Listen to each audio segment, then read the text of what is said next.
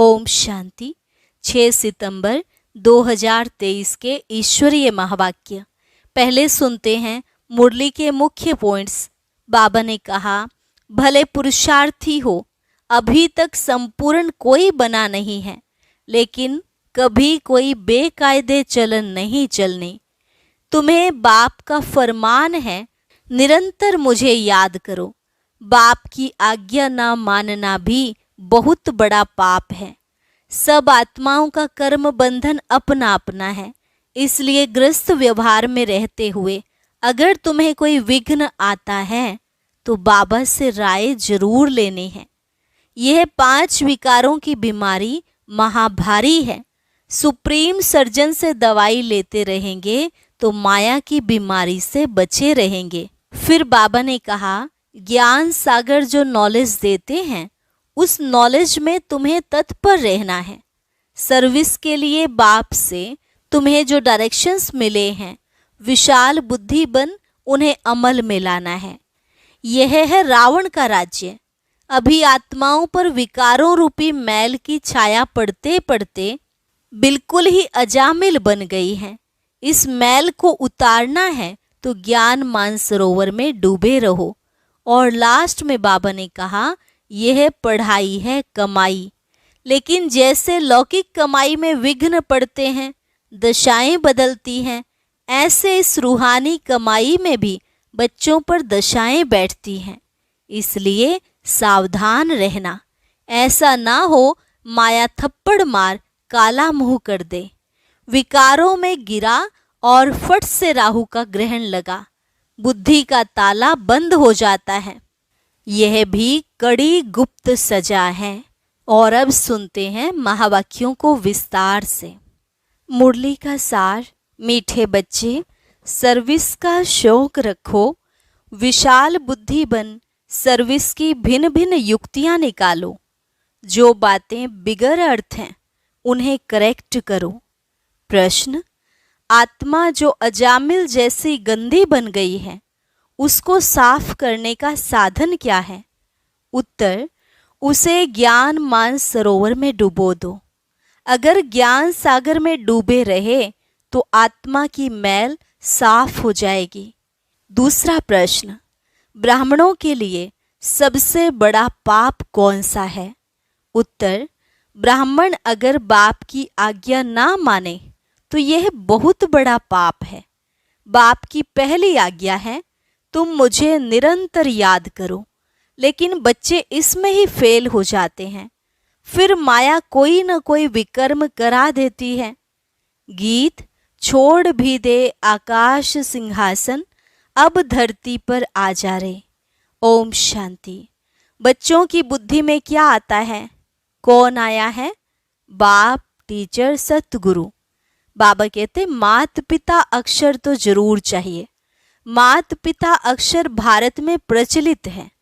तुम मात पिता, पीछे तुम कह सकते हो बाप दादा। वैसे तो मात पिता में बाप दादा आ जाता है, परंतु नहीं, यह समझाने का तरीका है। क्योंकि बाप है, माँ भी जरूर चाहिए। अब माता पहले कौन है? यह है गुह्य ते गुह्य बात जो कोई समझ न सके।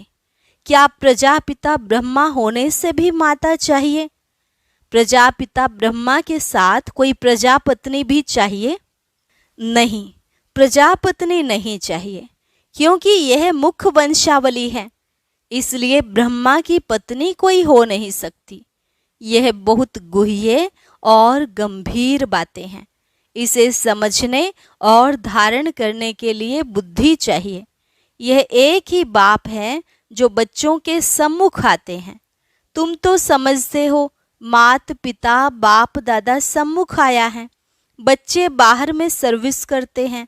सेंटर्स पर जो रहते हैं वह यह नहीं समझेंगे कि मात पिता बाप दादा सम्मुख आए हैं। वह समझेंगे फलाने बी के व ब्रह्मा कुमारी आई है। यह मम्मा अडॉप्ट की हुई है। सबसे लक्की सितारा जगदम्बा है।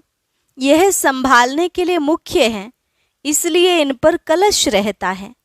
और यह ब्रह्मा तो हो गई ब्रह्मपुत्रा मेल के रूप में, तो सरस्वती जरूर चाहिए। सरस्वती को ही जगत अम्बा कहा जाए। इस मेल को तो जगत अम्बा नहीं कहेंगे। यह बड़ा अच्छा राज है जो कोई भी गीता भागवत में नहीं है। शास्त्रों में कहानियां बैठ लिखी हैं। 5000 वर्ष पहले और 2500 वर्ष पहले क्या हुआ था सो बैठ लिखते हैं। वह नाम रूप देश काल तो कुछ है नहीं। नाटक भी अनेक प्रकार के बनाते हैं। यह बाप बैठ सम्मुख अच्छी रीति समझाते हैं कि बच्चे हर एक बात को पूरा समझ जाएं।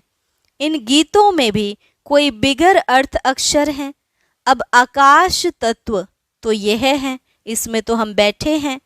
जिस पार लौकिक बाप को सब याद करते हैं वह कोई आकाश तत्व से आते नहीं है।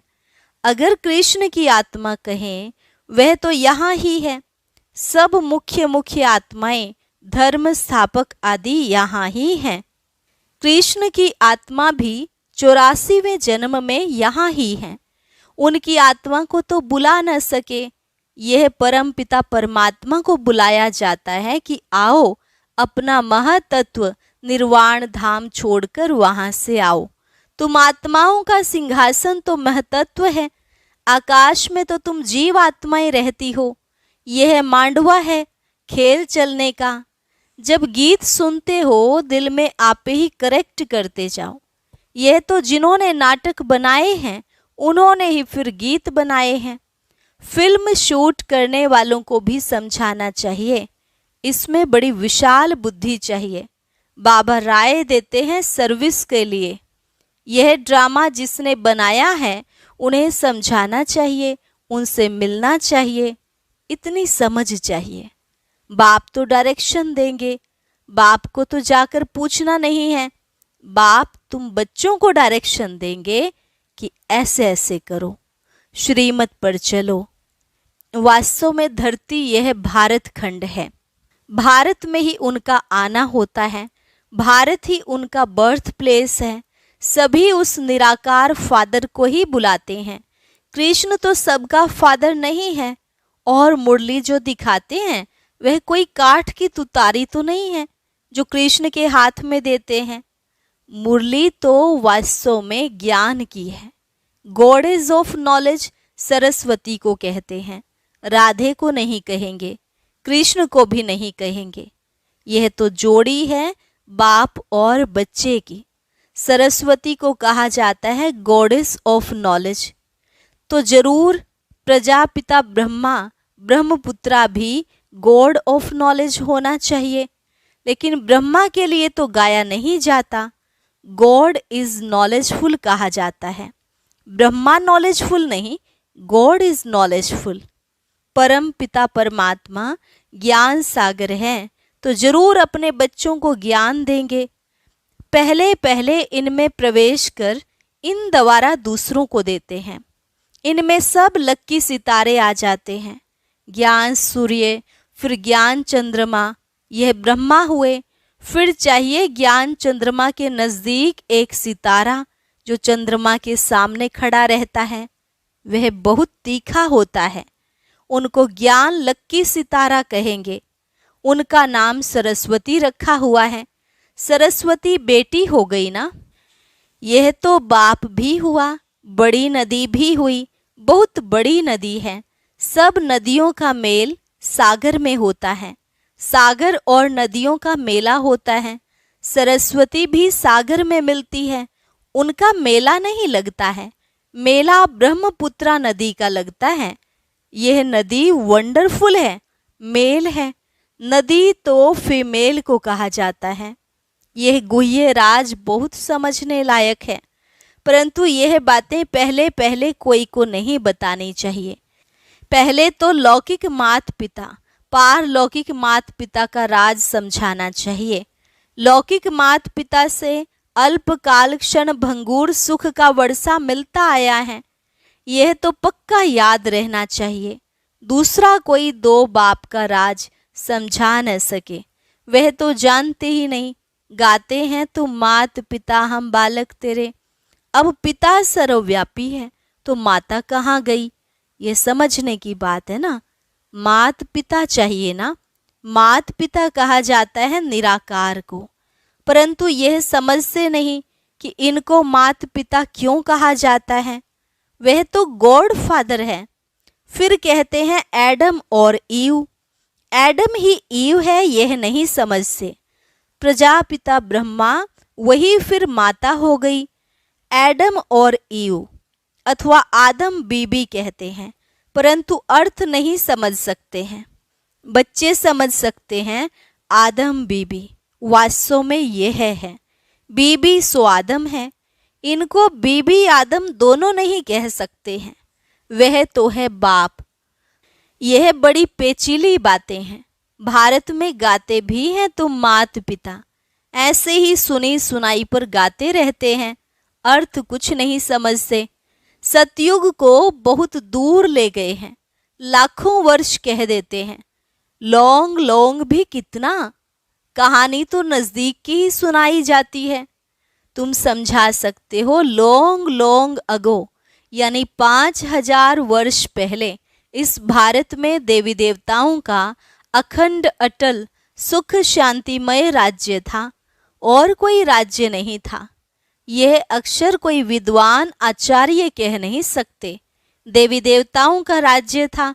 मालूम होना चाहिए कैसे स्थापन हुआ, लक्ष्मी नारायण कैसे बने, कैसे उन्हों की राजाई स्थापन हुई। उनके पहले तो कलयुग था, बरोबर कलयुग का अंत अब है, और कलयुग के बाद फिर सतयुग होगा। सतयुग सामने आ गया है। जो लॉन्ग लॉन्ग था वह सामने आ गया। 84 जन्म लेते लेते अब कलयुग का अंत आकर हुआ है।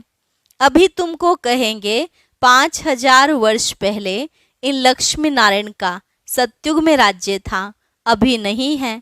अभी टाइम आकर पूरा हुआ है, फिर से लक्ष्मी नारायण का राज्य स्थापन हो रहा है। यह तुम्हारी बुद्धि में है, जिसके लिए तुम पुरुषार्थ कर रहे हो। यह है समझाने की बात। यह तो सच्ची गीता आदि इसलिए लिखी जाती है कि कोई पढ़कर रिफ्रेश होते रहें। यह जानते हैं जो लिखा जाता है वह फिर प्राय लोप हो जाएगा। यह सच्ची गीता भी नहीं रहेगी। जो तुम लिखते हो वह सच्चा ज्ञान प्राय लोप हो जाना है, और साथ साथ शास्त्र भी सब प्राय लोप हो जाएंगे। सतयुग त्रेता में शास्त्र होते नहीं, फिर कल्प पहले जैसे द्वापर से बने थे वैसे बनने लग पड़ेंगे। यह है भक्ति मार्ग की सामग्री। रचना की सामग्री बहुत बड़ी है। तुम ज्ञान सेकंड में ले लेते हो। सारी रचना के आदि मध्यंत को तुम जानते हो। अंगे अखरे अर्थात तिथि तारीख सहित पूरा हिसाब किताब है। 84 जन्म सब नहीं लेते हैं, कोई 70, कोई 60 लेते, कोई 2 भी लेते हैं। वे सारा मिनिमम और मैक्सिमम का हिसाब है। पीछे आने वालों के जरूर नंबरवार थोड़े थोड़े जन्म होंगे, उनका फिर विस्तार करना फालतू हो जाता है। तुम बच्चे नटशेल में समझ सकते हो। 84 जन्म तो है नहीं, 84 जन्म भी हर एक नहीं ले सकते हैं। ऐसे ही सिर्फ कह देते हैं 84 का चक्र है। 84 लाख जन्मों का चक्र नहीं गाया जाता। पाप कपट की छाया पड़ गई है। अब रावण का राज्य है ना। आत्मा पर मैल की छाया पड़ते पड़ते अब बिल्कुल ही अजामिल हो गए हैं। इतनी मैल चढ़ी है जो साफ होती ही नहीं। उस मैल को निकालने लिए फिर गाया हुआ है ज्ञान मान सरोवर, उसमें डूबे रहे। जैसे जंक लगती है तो उनको उतारने के लिए घासलेट में डाला जाता है, ये भी जंक लगी है, इसलिए ज्ञान सागर में डूबे रहो। कोई पानी की नदी व सागर की बात नहीं है। ज्ञान सागर जो ज्ञान देते हैं उस नॉलेज में तत्पर रहना है। गृहस्थ व्यवहार को भी संभालना है, उसमें कोई मत चाहिए तो लेते रहो। हरेक का कर्म बंधन अपना अपना है। सर्जन सबके लिए एक ही दवा नहीं देते हैं। हरेक का कर्म बंधन, हरेक की बीमारी अपनी अपनी है। यह 5 विकारों की बीमारी महाभारी है। इस बीमारी को कोई जानते ही नहीं है। ये कब से शुरू होती है? आत्मा को बीमारी लगने से शरीर को भी बीमारी लग जाती है। आत्मा में दुख पड़ता है तो शरीर में भी पड़ जाता है। यह बातें शास्त्रों में नहीं हैं। वह तो भक्ति मार्ग का भक्ति कांड है। भक्ति का भी बाबा ने बताया है कि पहले होती है अव्यभिचारी भक्ति, फिर रजोगुणी व्यभिचारी भक्ति, फिर व्यभिचारी तमोगुणी भक्ति। जैसी जैसी भक्तों की अवस्था वैसी भक्ति भी हो जाती है। ज्ञान भी ऐसे उतरता है। पहले 16 कला, फिर 14 कला, फिर 12 कला। प्रारब्ध जो बनती है वे फिर उतरती जाती है। तुम बच्चे जानते हो यह कमाई है। कमाई में विघ्न पड़ते हैं, दशाएं बदलती हैं। पूछते हैं हमारे ऊपर कौन सी दशा बैठी हुई है, फिर वह लोग बतलाते हैं। इस सच्ची कमाई में भी बच्चों पर दशाएं बैठती हैं। कोई पर राहु की दशा बैठती है, काला मुंह कर लेते हैं। बृहस्पति की दशा थी, फिर माया ने थप्पड़ लगाया तो राहु की दशा बैठ गई।